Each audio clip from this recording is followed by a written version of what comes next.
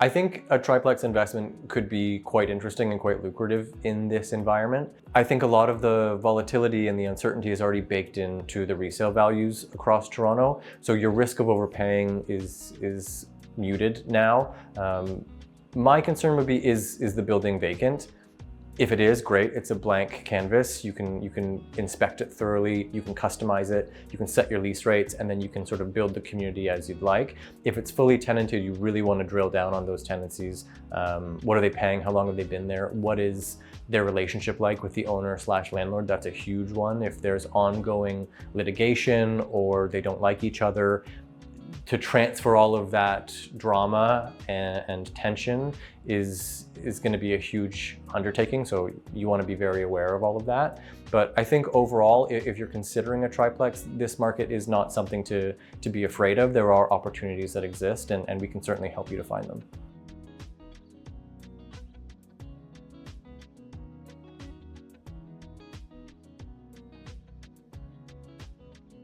From my experience, a lot of the pushback usually comes into play when the proposed developments are much larger. For example, behind my house, they're building a 13-story purpose-built rental building, and they're going to be using our laneway as the access point for the underground parking garage.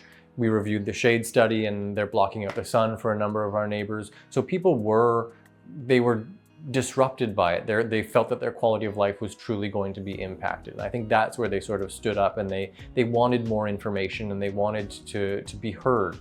I think for the smaller scale purpose-built rentals, triplexes, fourplexes, fiveplexes, sixplexes, it's important to go and to share your story and your objective with the people in the immediate community. So take your renderings, talk to your neighbors, tell them what you're doing, why it's different, why it's special, why you care about it.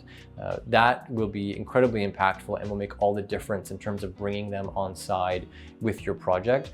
That's something that we do for all of our clients when we are tasked with converting a property and making it into a purpose-built rental. We absolutely will go in and we'll engage with the community, answer any questions they have, give them our contact information so that they can have an ongoing dialogue with us about the development of this new property, and we'll be able to get ahead of any concerns that they may have in terms of its impact. We also recognize that during the construction period, yes, it's disruptive, it's messy, it could impact property values.